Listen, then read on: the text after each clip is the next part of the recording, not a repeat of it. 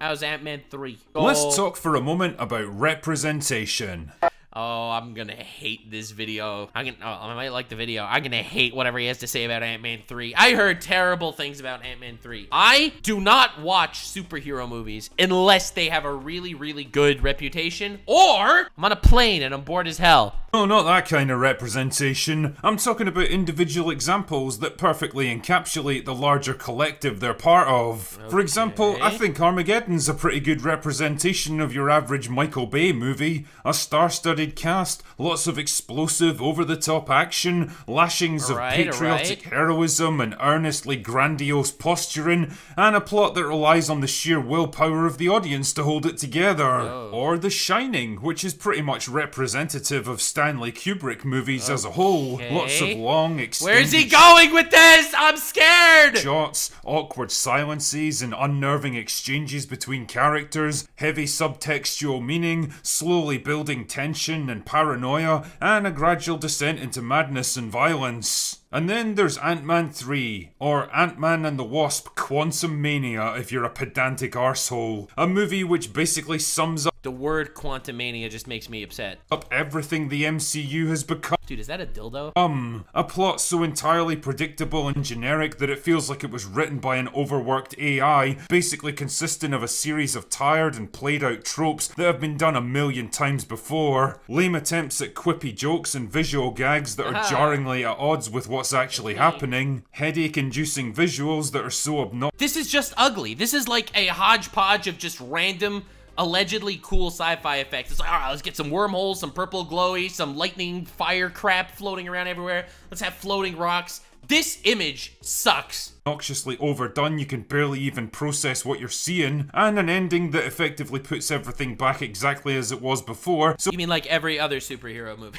So that there's absolutely no weight or consequence to anything that you just saw. In short, Ant-Man 3 is everything that most of us have come to despise about Marvel at this point. It's 2 hours of trite, bland, corporatized, predictable, pointless, soul-destroying nothingness. Oh damn, that was a lot of words. It's the absolute antithesis of artistic endeavor that has nothing interesting to say or do, and exists for no other reason than because the studio had a release slot to fill. Watching this movie is like eating a Big Mac for the 500th time in your life. Just another iteration of the same formula that's exactly what you expect from start to finish, and leaves you feeling vaguely dirty and disappointed in yourself afterwards. Bro, this man just vomited out so many negative things. It's like, if Quantumania is an AI hodgepodge of tropes and garbage, then he just had an AI to say, insult this in the most creative possible way.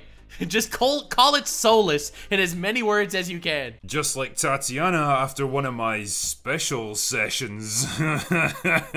Anyway. Sex joke.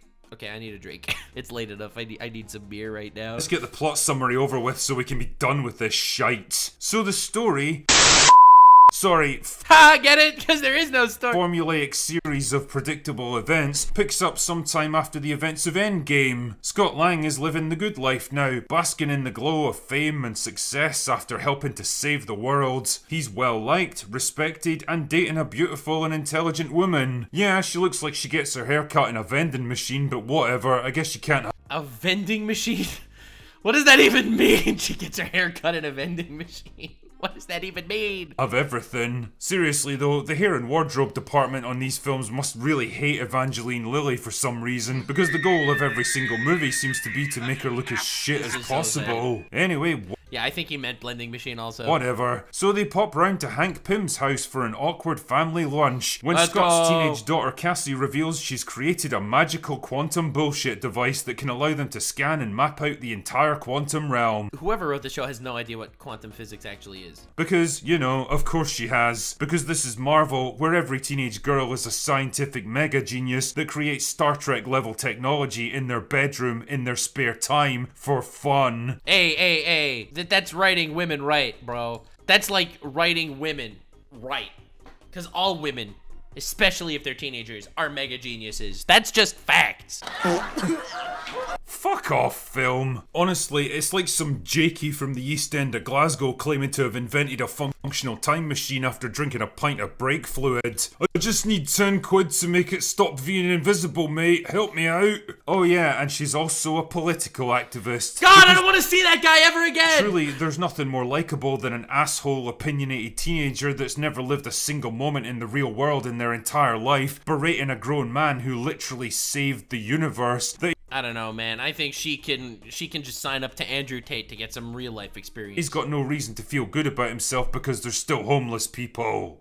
You serious? Seriously, you live in San Francisco, love. Even Captain Marvel couldn't turn that shithole around. Damn. Is that like a personal attack or something? Anyway, so she turns on the magical quantum bullshit device, but then Janet remembers that she's still a character in this movie and frantically shuts it down. But then it powers itself up again despite being disconnected from its power source, because I guess that's how machines work, and then they all get sucked into the quantum realm. The quantum realm! Freaking hate when they do that, especially in superhero movies. The quantum realm! What is the quantum realm? It's like an alternate dimension with aliens and penis-shaped CGI rocks. Shite. Sure. Oh yes, that's shite. Damn. Yup, that's the premise for this movie. Just shove them into the situation they need to be in as quickly as possible and don't ask questions. Also, I love how the fantastical, mind-bending quantum realm might as well just be an alien planet. True, that's what I'm saying. That quantum realm is just somewhere. It has nothing to do with actual quantum physics. Considering it's got breathable air, recognizable civilizations and humanoid life forms, and even bars. Do they have like cable TV as well? Anyway, the gist here is that when Janet was stranded— Yeah, I hate that they're like, oh, the quantum realm, which is just like, you know, sci-fi world. In the quantum realm for like 30 years, she hooked up with a human scientist who just so happened to crash land in her immediate vicinity and save her life. Wow, that was lucky. Together they worked to repair his ship so they could return to the real world, but because it's a magical bullshit plot device ship, the moment it reactivated, Janet was able to sense his thoughts and realized that he was actually Kang the Conqueror. Damn, what? Well, that's definitely shite. It's like, wow. I love when twists are actually twists. What a stroke of luck. Like, not just random bullshit. It's like, ah, well, surprise, you know, freaking Emperor Palpatine is still alive. It's like, make it actually slap you, like, whoa, they built this up for 6 years? I mean, if that ship didn't have such a wildly specific function with absolutely no practical value, then none of this stuff would even be happening. So anyway, she blew up the engine core with her magical bullshit shrinking devices and got the hell out of there, while Kang became a kind of dictator who rules over the entire quantum universe. And of course, Janet decided never to mention any of this extremely relevant and important information to anyone so that the rest of the plot could happen. The gist now is that Kang wants the engine core back so that he can repair his ship and return to the real world and conquer it. So he kidnaps Scott and Cassie and forces them to help him. And because Scott doesn't want to see his daughter get crushed to death in front of his eyes, he does. That would be so sick. Kang gets the core back and takes Janet along with him so that he can gloat to her or whatever, and leaves everyone else to die without actually confirming their deaths, because the writers are absolute fucking hacks that have never seen Austin Powers before. No. I'm going to leave them alone and not actually witness them dying. I'm just going to assume it all went to plan. What? Then they get rescued by Hank's ants that have built their own super advanced civilization that even Kang didn't seem to be aware of, and there's a big climactic CGI battle to stop a sky portal from opening, and lots of stuff explodes, and Cassie's able to persuade Kang's right-hand man to betray him by calling him a dick, and then Kang dies and everything goes back to normal. I just feel like you described every Marvel movie to me.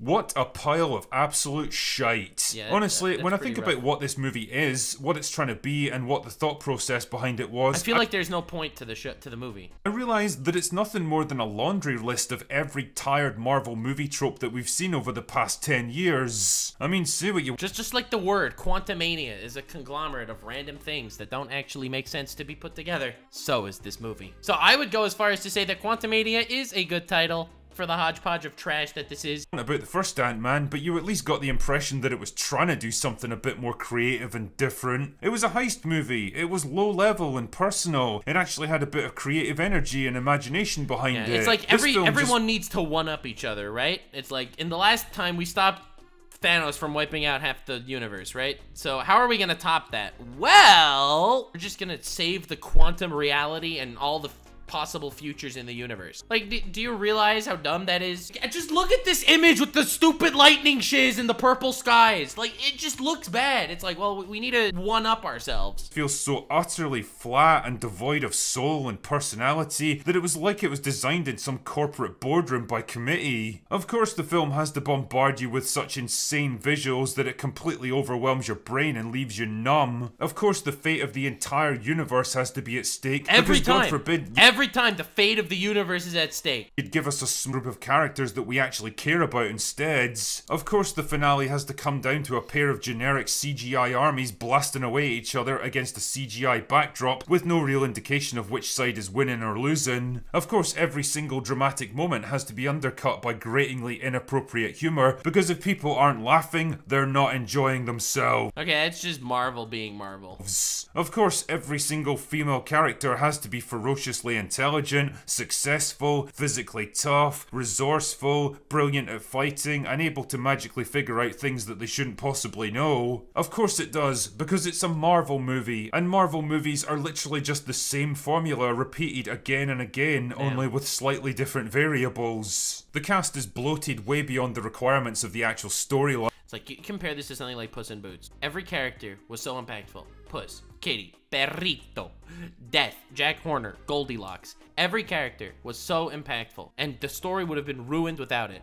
I feel like this movie would be the same without half the cast. Fine. The only people that are vaguely relevant are Scott, Cassie, and Janet, which kind of makes me wonder why the others were even involved. Like, why even call it Ant-Man and the Wasp if you're not going to give the Wasp anything to do? Michael Douglas spends most of the movie standing around with the kind of shell-shocked expression that just tells you he's wondering what the fuck happened to his career, while Evangeline Lilly looks confused and pissed off most of the time. I mean, I can't say I blame her with that shitty haircut. Cassie went from a the haircut that she got in a vending machine. Cute, likeable little kid in the first movie to an obnoxious, self-righteous, sarcastic, abrasive know-it-all, played by an actress in her mid-20s for some reason, and I can't help wondering, who the fuck is this Yeah, she looks way older than a teenager. character even supposed to appeal to? I mean, do women look up to arrogant arseholes like that and think, yeah, I want to be like that? Oh yeah, and then there's Oh, it just hurts to see it. It's just so bad. Oh, Modoc, why? Modoc. Want to see a giant CGI head that looks like a worse version of the Games Master floating around, getting owned by basically everyone? Well, feast your eyes, ladies and gentlemen. It's just so bad, dude. This image pretty much sums up the MCU now. You know, I'm led to believe that the comic book version of Modoc is actually a pretty sinister, terrifying character. Massively powerful, sadistic, and destructive. That would have been a cool thing to work into Ant-Man 3. This, however, is not. Oh, and then there's the stuff that's it just hurts. fucking inexplicable. There's no way that's real. Yeah, it is real. Like Bill Murray showing up for a 5-minute cameo that honestly feels like it was worked in at the last minute because Bill Murray showed up on set that day and decided he wanted to be in the movie. It adds absolutely nothing, it does nothing except waste time, and it's about as funny as an episode of Velma. Velma jump scare. Literally can't escape. Guys, I don't know what to do anymore. It's everywhere.